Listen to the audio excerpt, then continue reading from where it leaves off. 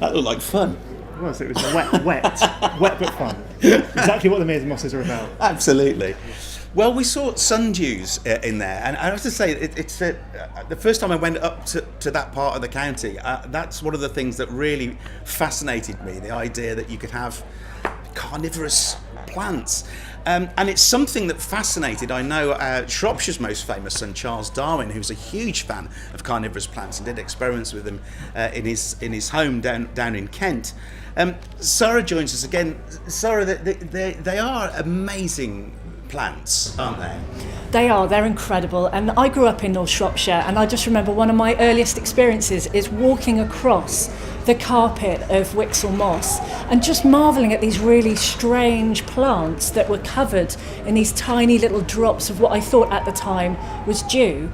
And later on I sort of realised, as I did a little bit of research into Charles Darwin, Shropshire's great natural historian, found that he was equally fascinated by these plants as well.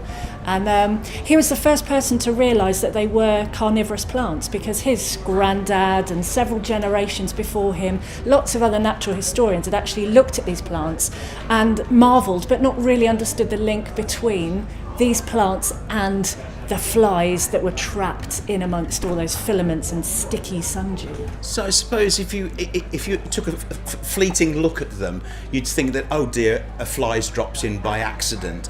And I suppose it's the heart of Darwin's genius, really. It was those years and years of very precise observation. That's how he worked this out, isn't it?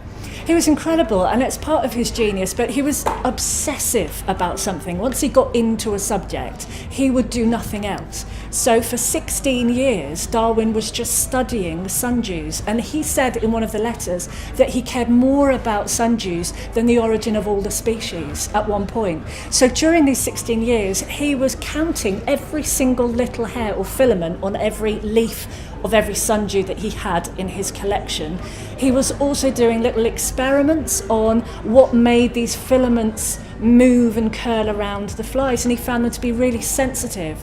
But he did some really comical things, like dropping bits of hard-boiled egg onto them and little chopped up tiny bits of steak left over from his dinner, or he'd pour in little bits of milk just to see if the leaves would react to it. And through that research and that obsession, he managed to discover all sorts of amazing things about them. It's worth noting, of course, that he got his kids involved in a lot of these experiments, which is a lesson we can all learn from. They're changing, though, aren't they? Sundews are changing. This is what's going on.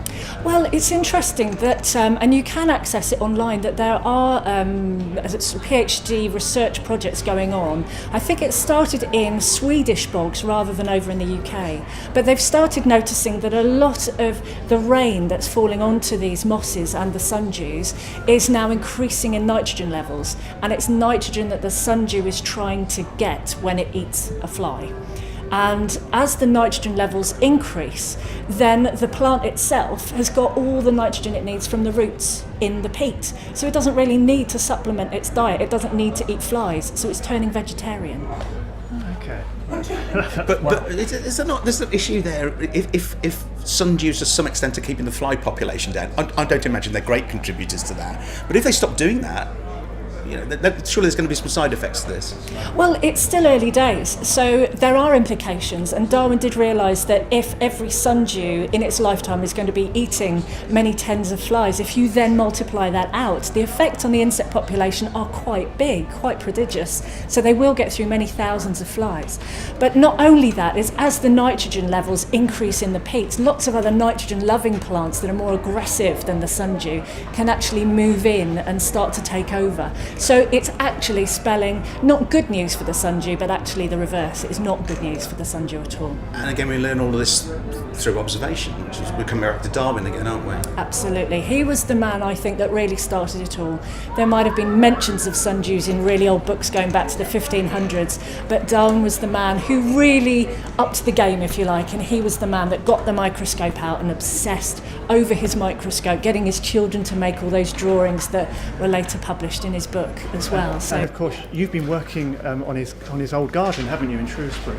Yeah, it's my passion project. I was part of a team that discovered a little lost fragment of his childhood garden, and together with the Wildlife Trust, we've got some funding from Tesco Bags of Help scheme to gradually start to restore the paths and some of the features. So it's a long-term thing. We're right at the beginning of our journey, but hopefully in the next 10 years or so, we might actually get to see a glimpse of Darwin's garden as it was in the 1800s. Fantastic. Sarah, thank you very much indeed.